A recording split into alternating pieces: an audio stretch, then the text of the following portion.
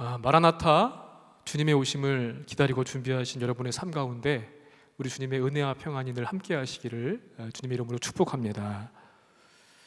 토니 에반스라고 하는 목사님이 쓴 책이 있습니다. 하나님 나라의 비전을 품고 사는 길이라고 하는 그런 책인데 여기에 등장하는 이야기입니다. 한 할아버지가 손녀에게 인형을 사줬습니다. 그런데 그 인형이 며칠이 못 가서 다 망가지고 부서지고 말았습니다. 왜냐하면 이 소녀가 인형의 발을 붙잡고 머리를 이렇게 땅바닥에 내동댕이 치면서 그렇게 가지고 놀았기 때문에 그렇게 망가진 것이죠. 할아버지는 그 모습을 보면서 그렇게 가지 놀지 말라고 그렇게 이야기를 했습니다. 그때 소녀가 하는 말이 이렇게 할아버지한테 말을 했습니다. 할아버지, 이거는 제 인형이에요. 이렇게 말을 했다는 겁니다. 할아버지는 이 아이에게 교훈을 주는데요. 그렇게 몇 번 하는데도 말을 듣지 않았고 이것은 내 것이다 라고 말하는 그 아이에게 교훈을 줬습니다. 무슨 교훈인가 하면요, 할아버지가 손녀에게 인형을 사줬을 때에는 선한 목적과 이유가 있습니다. 그래서 그 인형은 그 할아버지의 선한 목적에 따라서 사용되어야만 하겠죠. 어떻게 보게 되면 이 손녀의 입장에서는 할아버지의 깊은 뜻을 잘 이해하지 못했을 수도 있습니다. 그런데 이미 나한테 줬기 때문에 이 소유권은 나한테 있다는 것이 그 소녀의 이야기였는데 바로 우리들의 모습이 그렇다는 겁니다. 많은 사람들이 내가 갖고 있다고 하는 이유 때문에 이거는 주인은 나다라고 생각하는 것이죠. 근데 이것을 주신 분은 하나님이신데 주신 것도 하나님이시고 그 하나님의 선하신 뜻이 있기 때문에 내가 가지고 있는 것도 하나님의 선한 뜻에 맞게끔 사용되어져야만이 그것이 바른 모습이 될 것입니다. 근데 많은 사람들이 내가 가지고 있기 때문에 내 마음대로 사용해도 된다라고 그렇게 사용을 한다는 것이죠. 거꾸로 발을 붙잡고 머리를 내동댕이 치면서 그렇게 내 거니까. 누가복음 16장 말씀 보게 되면요, 세 가지 이야기가 나옵니다. 옳지 않은 청지기에 대한 이야기, 그 다음에 돈을 좋아하는 바리새인의 이야기, 그리고 잘 알고 있는 부자와 나사로의 이야기가 이렇게 쭉 이어지고 있는데 이 이야기들의 모든 공통점이 있습니다. 핵심 요점은 무엇인가 하면요, 막 닥쳐오는 천국을 분명하게 잘 깨닫고 잘 준비하라. 이것이 이 세 가지 16장 전체의 핵심 메시지입니다. 이것을 위해서는 현재 내 생활을 잘 활용을 하고 선용을 해야 되는데 내가 가지고 있는 모든 것, 내 소유, 시간, 삶 전부를 다 그것을 주신 예수님을 위해서 잘 선용해야 한다. 이게 바로 그리스도인의 삶의 모습이고 예수의 제자의 삶의 모습이라는 것을 이 말씀을 통해서 주고 있습니다. 한 부자의 청지기였던 사람이 있습니다. 이 사람은 불성실한 사람입니다. 그래서 주인의 재물을 함부로 허비했습니다. 그러다가 이것이 소문이 나가지고 주인의 귀에까지 들어가게 됩니다. 청지기에서 곧 쫓겨나게 생겼는데요, 이때 청지기가 아주 묘안을 생각하게 되었는데 그게 뭔가 하면은 자기 주인한테 빚진 사람들을 다 불러가지고 임의로 빚을 탕감해 주는 겁니다. 그리고 채무 증서도 바꾸어서 줄여가지고 쓰고요. 그렇게 하면은 나중에 설사 자기가 청지기에서 쫓겨난다고 할지라도 은혜를 입었으니까 나를 좀 도와줄 것이다, 이렇게 생각을 하고 그렇게 행동을 했다는 겁니다. 문제는 청지기가 지금까지 해왔던 모든 일들을 다 주인이 알게 되었어요. 그런데 여러분, 그 주인의 반응이 우리가 생각하는 것 이상으로 이상한 반응을 보입니다. 여러분 어떻게 생각하시겠습니까? 어떻게 행동하시겠습니까? 당장 확인한 다음에 내가 손해를 입은 것만큼 몸으로 때우든지 아니면 물건으로 재물로든지 다 개워내게 할 것이고요, 그 다음에 쫓아내든지 혼쭐을 내가지고 밖으로 내보내든지 뭐 그렇게 할 것 같은데 주인은 그렇게 하지 않았습니다. 자신의 소유를 낭비하고 월권을 행사하고 또 문서를 위조하고 거짓과 속임수를 일삼는 이 청지기 놈을 뭘 믿고서, 여러분, 그 주인은 그 청지기를 칭찬을 했는데요, 어떻게 이 불의한 청지기의 행동이 우리한테 영적인 교훈이 될 수 있을까요? 또한 청지기를 칭찬했던 이유는 무슨 이유 때문일까요? 8절 말씀에서 유추해 볼 수 있는데요, 우리 8절 말씀을 다시 한번 함께 읽어보도록 하겠습니다.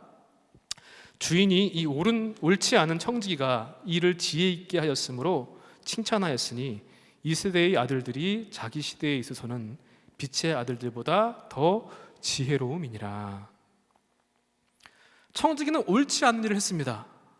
그런데 이를 지혜 있게 했기 때문에 빛의 아들들보다 더 지혜롭다고 그렇게 칭찬한 이유를 기록합니다.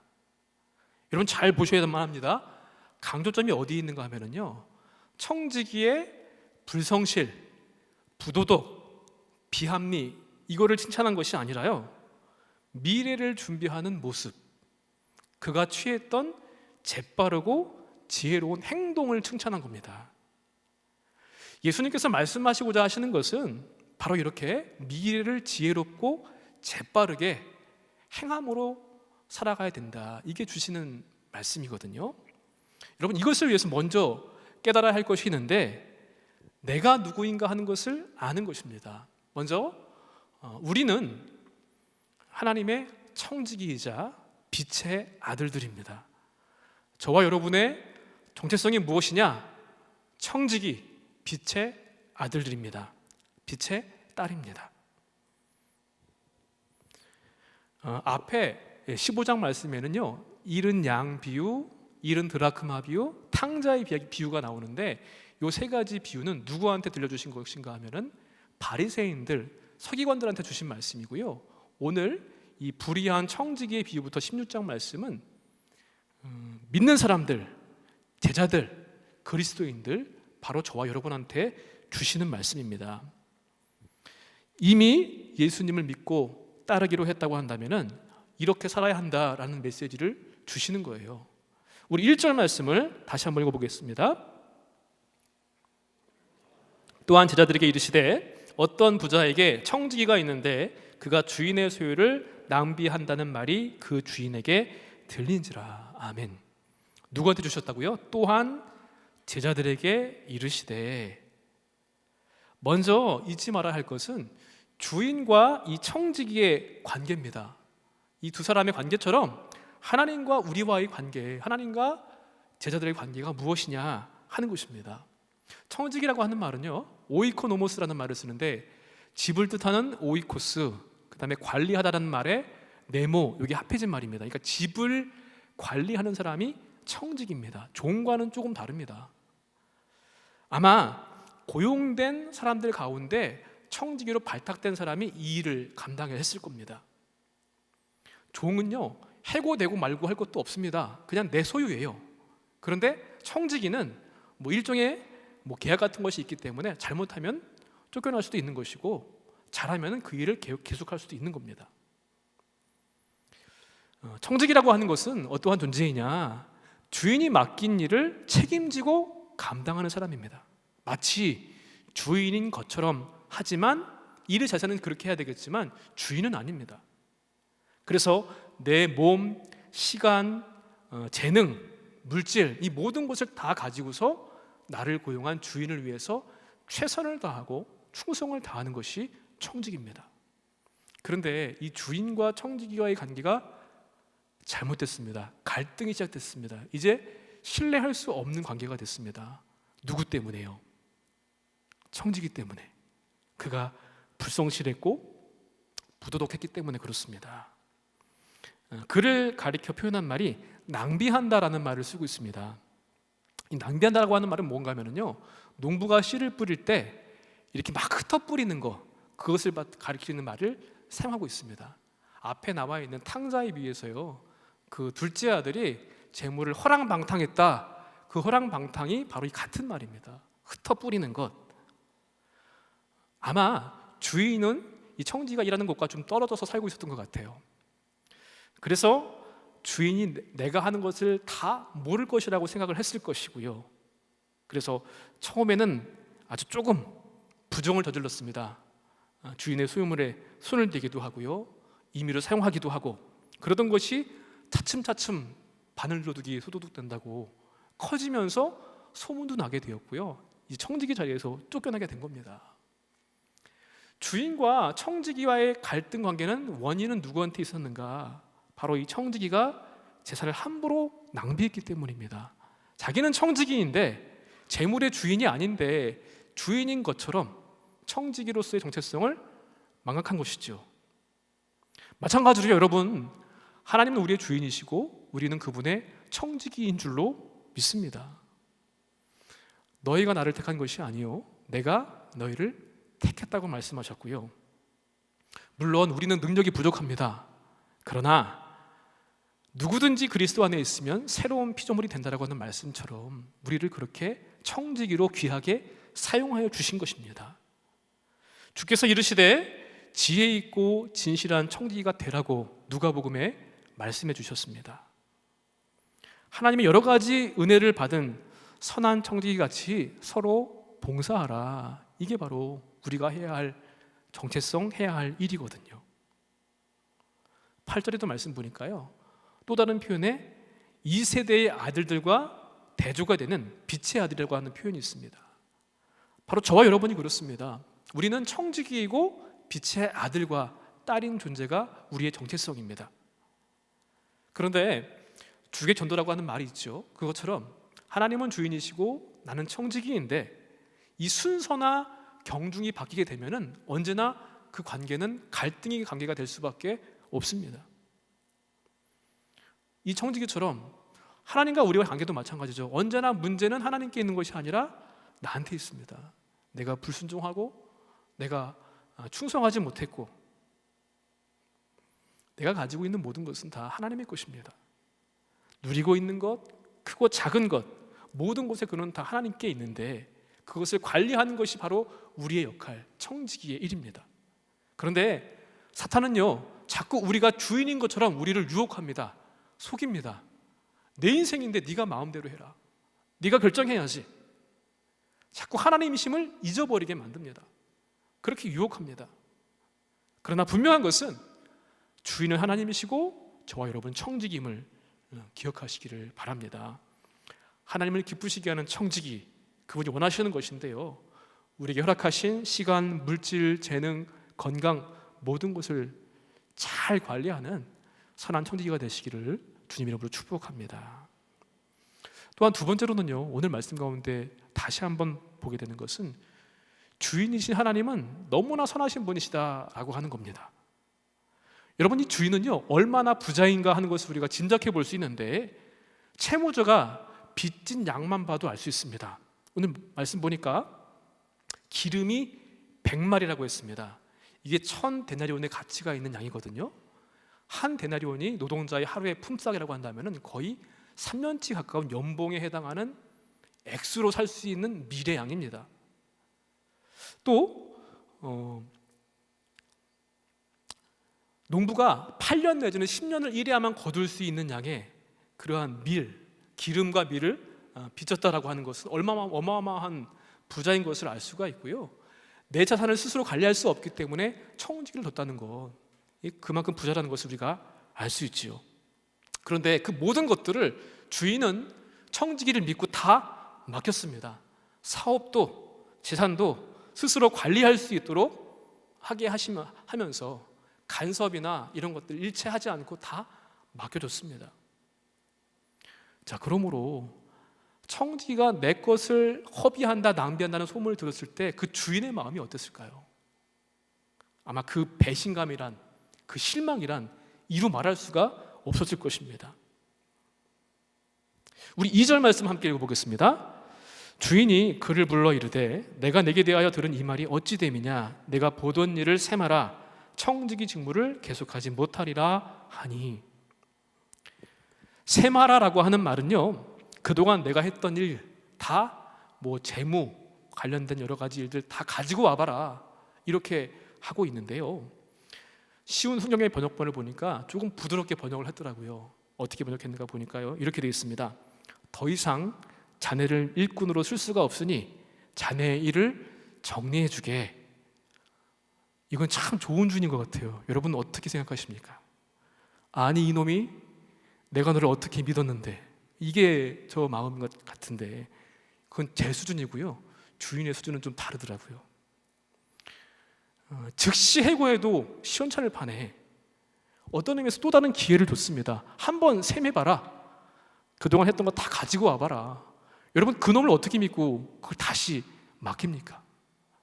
오히려 이것이 빠져나갈 수 있는 방법, 교묘한 생각들을 구분할 수 있는 기회를 준 셈이 되었습니다. 그리고 마침내 칭찬까지 합니다. 8절 말씀입니다. 또 함께 읽어보겠습니다. 주인이 이 옳지 않은 청지기가 이를 지혜 있게 하였으므로 칭찬하였으니 이 세대의 아들들이 자기 시대에 있어서는 빛의 아들들보다 더 지혜로움이니라. 여러분 칭찬할 구석이 있어서가 아니라 마치 칭찬할 거리를 좀 찾고 싶어 하는 것 같습니다. 칭찬했다는 말을 듣게 되었을 때 저는 그 생각을 먼저 했습니다. 쫓겨나지는 않겠구나. 그런데 우리가 기억해야 할 것은요, 청지기의 비인격, 부도덕, 불성실을 칭찬한 것은 결코 아닙니다. 아까 말씀드렸다시피 미래를 준비하는 자세입니다. 그래서 지혜 있게 했다, 이 말은요, 신중하게, 주의 깊게라고 하는 그런 뜻을 가지고 있는 헬라어입니다. 옳지 않은 그러한 계획이었지만 나름대로 지혜로웠습니다. 주인이 칭찬한 것은 바로 그 계획의 기발함입니다. 이제 곧 없어질지 모르는 청지기로 남아있을 때의 권한을 잘 사용해서요, 채무자들한테 은혜를 베풀었습니다. 내게 주어진 기회를 극대화하면서 내가 필요한 것을 준비하는 이 자세는 우리가 배워야 한다는 것입니다. 여러분, 좋으신 하나님의 반대는 뭘까요? 좋으신 하나님, 나쁘신 하나님? 사실은 제가 질문을 잘못 드린 겁니다. 좋으신 하나님은 나쁠 수가 없으시거든요. 그냥 좋으신 하나님이실 뿐입니다.